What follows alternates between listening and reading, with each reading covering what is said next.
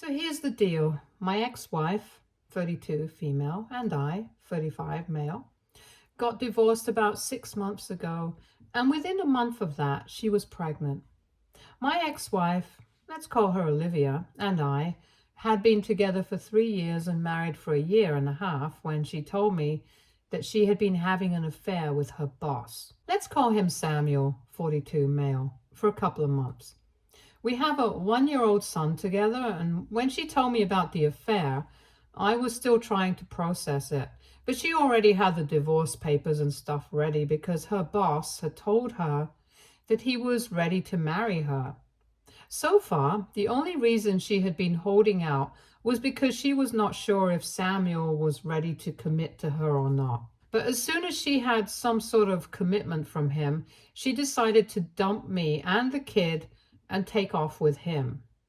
The divorce was relatively straightforward because I wanted full custody of our son and I got it. She didn't even bother to fight for it. Neither did she fight for anything else. I got everything that we had, and it made sense because now that she had Samuel, she was rich enough to have the kind of lifestyle that she wanted. After the divorce was over, I did not hear from her until recently. Although I had heard from a couple of common friends that she had announced her pregnancy just a couple of weeks after our divorce was finalized. I don't know exactly how many months along she is, and neither does that make any difference to me since she's out of my life for good.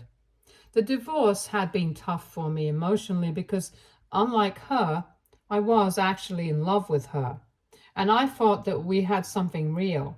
In the 3 years that we had been together, I had always noticed that she had a bit of a materialistic streak. But I had honestly never thought that it would come in the way of our relationship at any point. I've been doing pretty well for myself since I am an oncologist, but I can't deny that Samuel is a lot richer than me since he wants the company that my wife used to work in. Even though they had grown pretty close since she started working there, I had never felt threatened by him because I always thought that they were very good friends. And I was always quite secure about our relationship because I believed that Olivia loved me as much as I loved her. Clearly, I was mistaken because if that had been the case, she wouldn't have found it so easy to dump me and leave.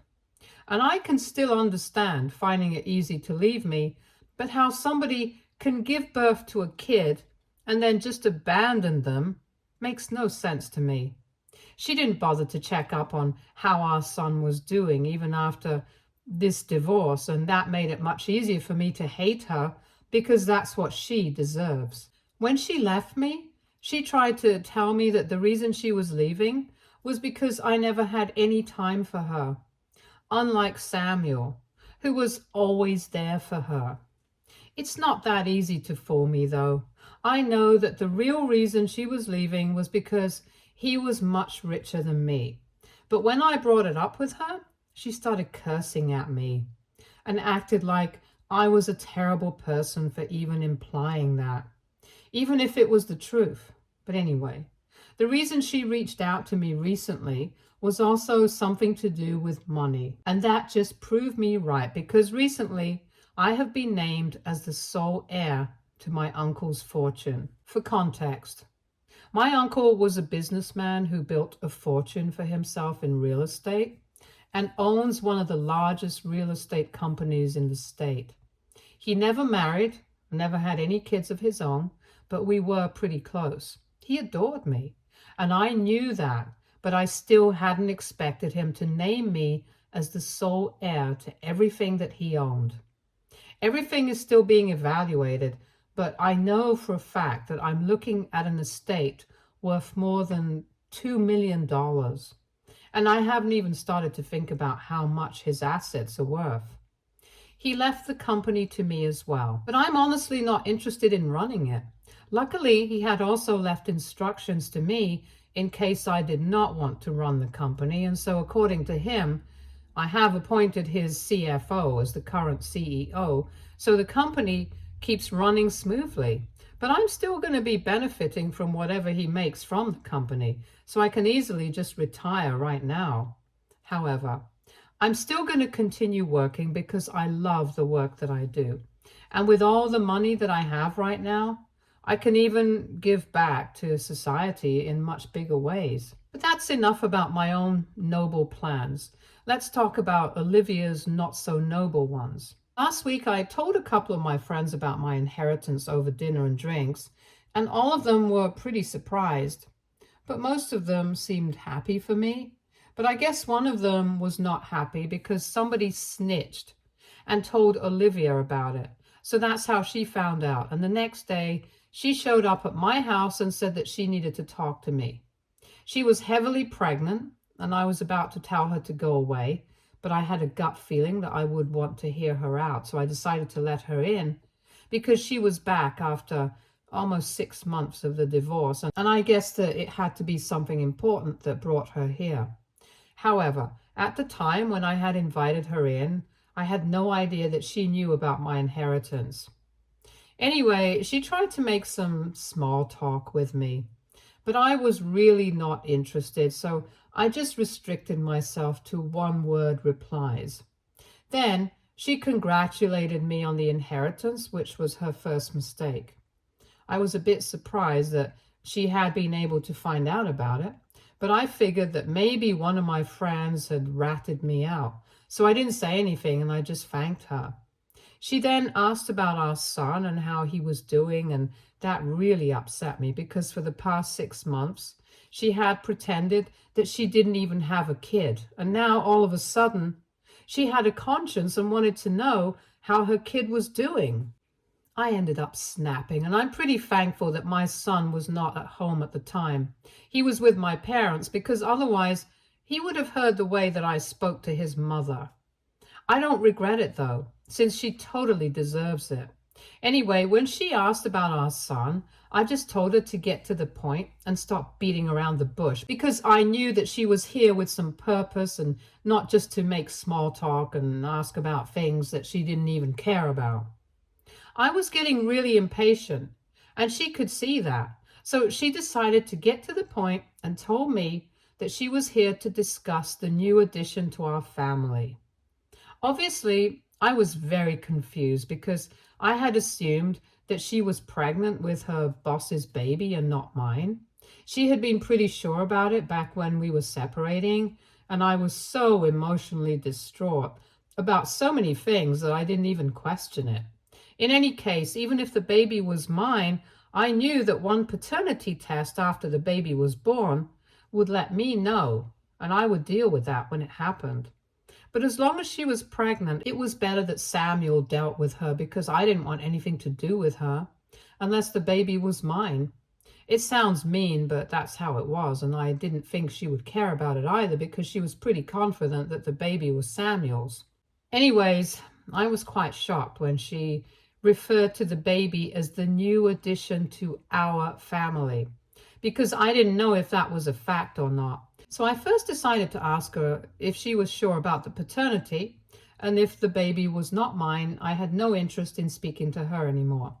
But instead of taking the hint, she told me that she hadn't conducted a paternity test yet, but would do so if that's what I wanted. However, regardless of who the biological father of the baby was, she believed that since she was still married to me when the baby was conceived, I had an equal right to the child as well. And we hadn't discussed this earlier, but it was about time that we did since she was just a couple of weeks away from giving birth. Then she dropped a bombshell on me and told me that she wanted my name on the baby's birth certificate as the father because she believed that it would be better for both her kids to have the same last name. I definitely had not seen that coming, and it took me a couple of minutes to even process what she was saying. But once I had done that, I immediately declined. I didn't really want to, but I ended up laughing in her face because her plan was so stupid. It was quite easy for me to connect the dots, and she had already made the mistake of letting me know that she knew about the inheritance. So now she was obviously trying to secure the baby's future, and in some way, even her own, by making sure that I took responsibility for the baby and perhaps even paid child support. Now that I was suddenly richer than even Samuel, she was singing a different tune around me, and I found that very funny, so I ended up laughing in her face at her plan. I straight up told her that she was really stupid for even thinking that I would entertain an idea like this. And I told her to get out of my house because I didn't want to speak to her anymore. But she didn't leave. She continued to sit there and try to reason with me. She told me that she was ready to get a paternity test, but she believed that it would be better for her children to have at least some sort of a relationship, and having the same last name would help them bond better with each other.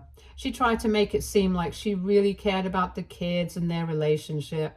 So she was actually asking me to allow her to add my name to the birth certificate of her baby so that our son would have a sibling and would find it easy to relate to the baby once they were born. It was pathetic because she herself hadn't been there for our son for the past 6 months after our divorce and hadn't even bothered to check up on him, even though she had visitation rights. So I told her that our son barely even had a mother anymore, and now she was acting like it was important for her to make sure that our son was able to bond with his sibling. And even if I were to agree that our son should have a relationship with his sibling or half-sibling, depending on who the father is, it still doesn't make sense to add me to the birth certificate as the father of the baby if I'm not actually the biological father. So I made it very clear to her, if the paternity test proves that the father is me, then I might even entertain her idea, but if it doesn't, then I'm simply not interested. Once I made that clear to her, she tried to argue with me some more and was desperately trying to make it seem like she really cared about the relationship that her future baby would have with our son, regardless of who the parent was, and that's why she wanted my name on the birth certificate. But I knew that the real reason was my inheritance and nothing else.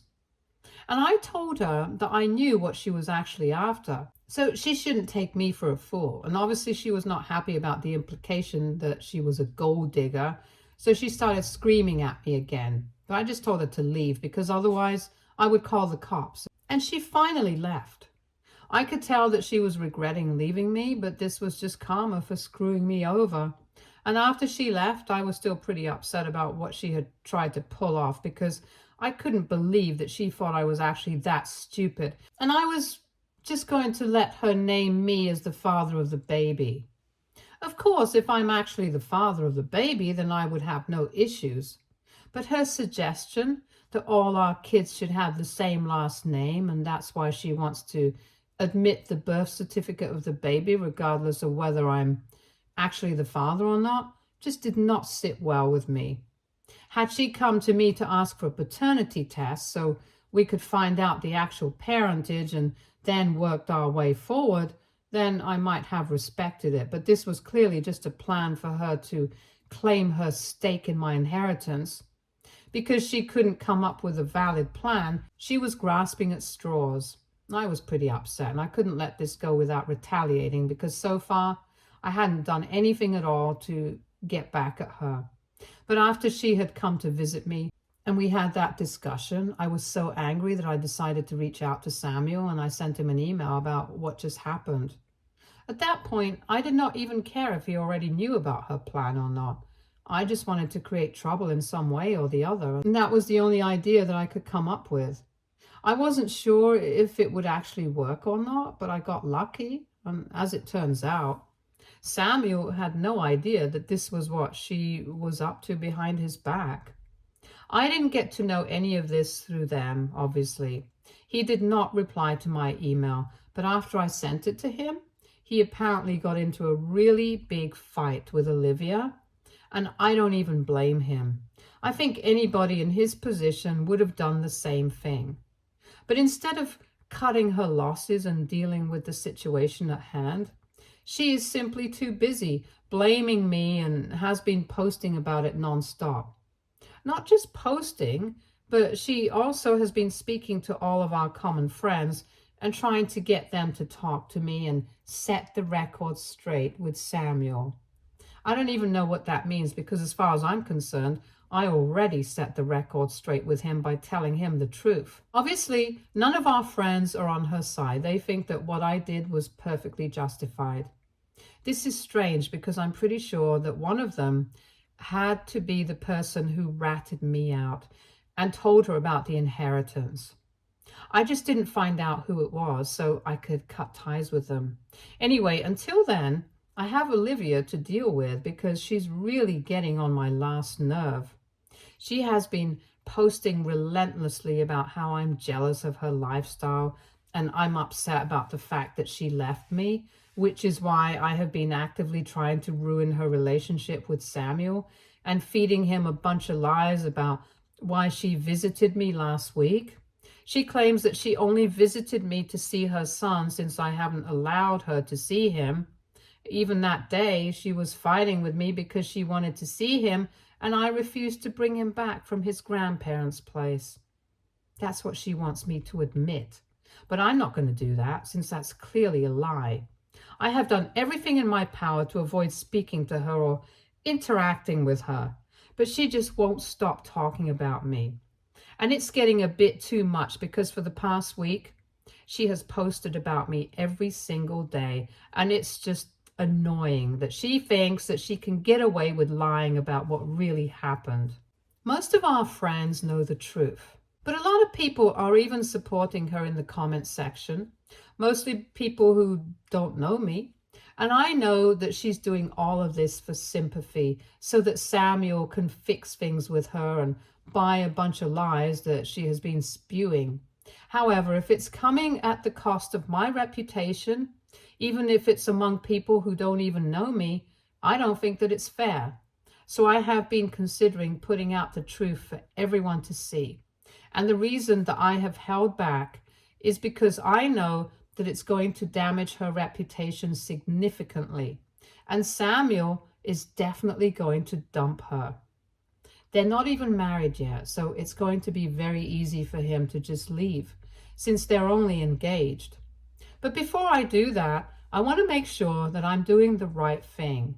So WIBTA, if I posted about how my ex-wife wanted to name me as the father of her baby in the birth certificate, update 1. So I did it. I actually posted the truth before even opening the comment section here because my gut feeling said that I should just go for it, and that's what I did.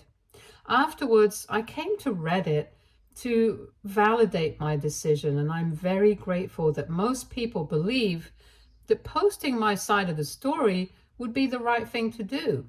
I had blocked her after the divorce, but I unblocked her just so she would be able to see this post. Most of our friends are supporting me, and even though I know that I'm doing that, I think that with or without the support, I think it means a lot to me that they are standing by me, because I'm pretty sure it's really pissing her off. She hasn't been able to get the kind of sympathy that she wanted. And from what I know, she hasn't had to move back in with her parents because Samuel doesn't want her living with him anymore. It has been a week and 4 days since I sent Samuel that email. And even though he hasn't replied to me, a lot of things have happened since then. And I know that there is trouble in paradise. I'm pretty glad that this is happening to them because she left me and our son for someone else, just because he was richer than me. And Samuel, well, he was just a homewrecker. I'm glad that karma is finally catching up to them, and I really hope that this teaches them a lesson of a lifetime. Even if it doesn't really matter because I'm still going to be rich and I'll be happy with or without them. My son and I are even planning on taking a vacation in a couple of weeks because I think I need a break.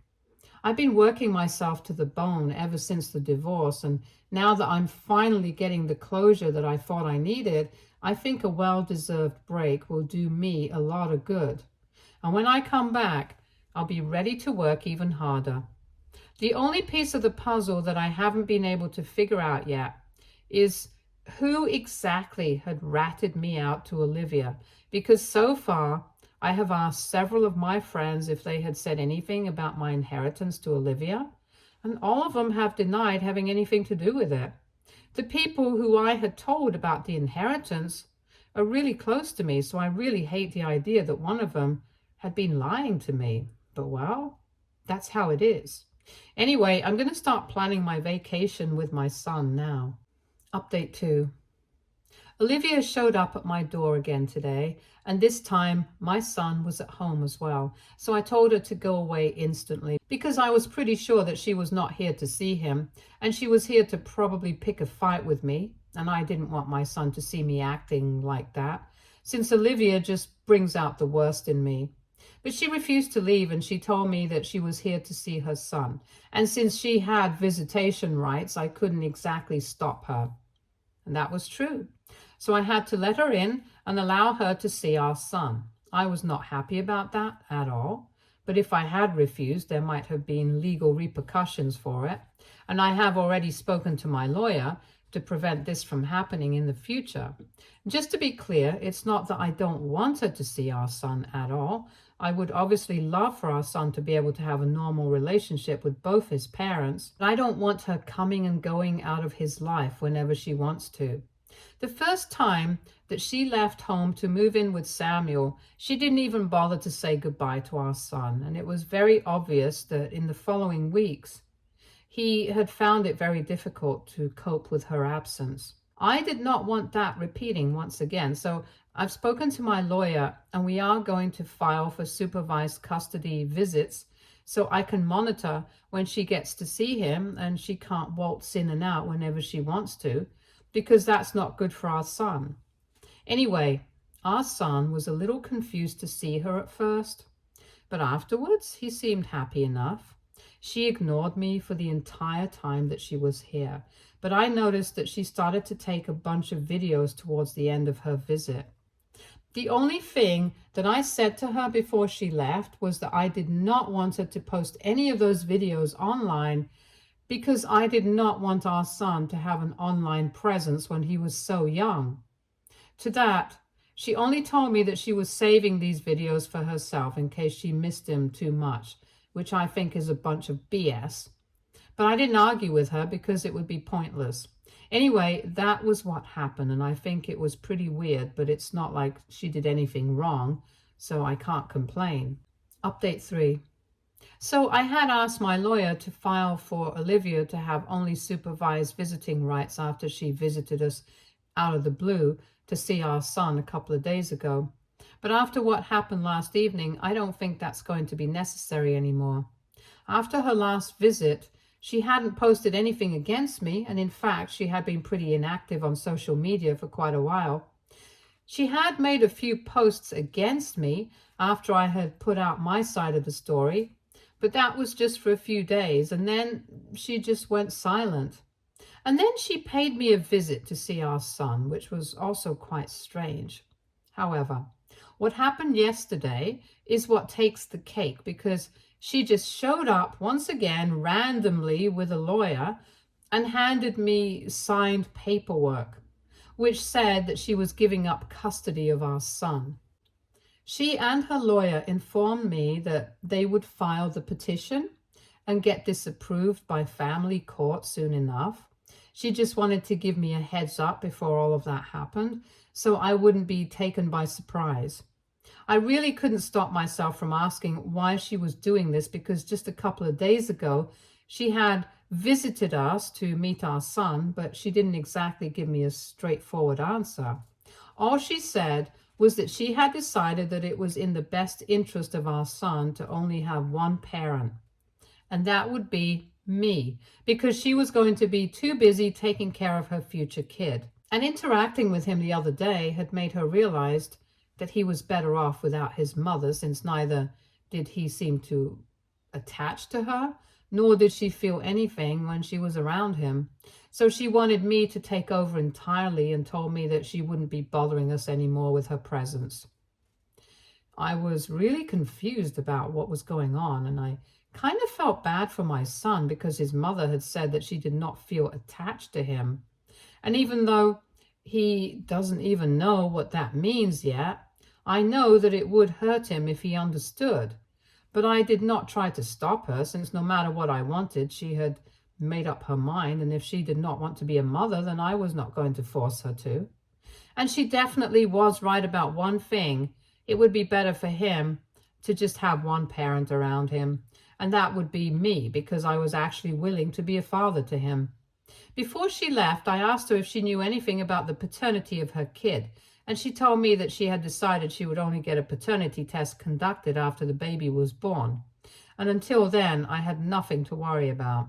She also told me that if the baby turned out to be mine, we would work out an arrangement that worked for both of us. But until then, she did not want me to speak to her. And well, I respect that. It might seem insensitive, but I already have a lot on my plate to be worrying about a kid who's probably not even mine. Update 4. I finally heard back from Samuel after almost 4 weeks since I sent him that email, and I learned a lot of things that I did not know about Olivia in this situation. He started off by apologizing to me for, well, everything.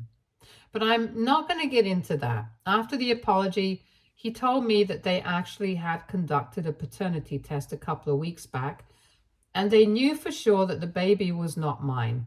The baby is his, and even when she had approached me, she had known about it. And that's why he had been so upset and broken things off with her, because it was very obvious that she did not truly belong to anyone in the actual sense of the word. She tried to tell him that she had only visited me to talk to me about seeing our son more often, because she claimed that I wasn't allowing her to see him. However, he did not buy that, and he decided to believe my version of what happened, since in the past 6 months, he had kept pushing her to come see our son, but she was the one who always kept procrastinating. And it seemed very unlikely that she had changed her mind all of a sudden. So he broke off their engagement and asked her to move out. Then she left. Even after she had left, she sent him a couple of videos with our son to prove that she had actually visited our son a couple of times, and she hadn't been lying about what she had said to him. But he's not an idiot. He could see right through her. At least now I know why she had taken all those videos, and it was just so that she could use it to prove herself right. And I can't imagine something more disgusting. She was literally using our son to get back together with Samuel. And when she realized that it was not going to work, she decided to give up custody of him. Anyway, he told me that they were still going to raise their child together, and she's claiming an exorbitant amount of child support right now, which is expected since she quit her job after she got engaged to him. But that's their problem now, and I'm done with her. Soon enough, I will have full sole custody of our son. And even the procedure of inheriting everything that my uncle left me is almost over, so I'll be pretty rich. 6 months ago, I wouldn't have been able to imagine living a life like this, but right now, I'm really happy about how things have turned out. Stay tuned for more stories from our girl relationships.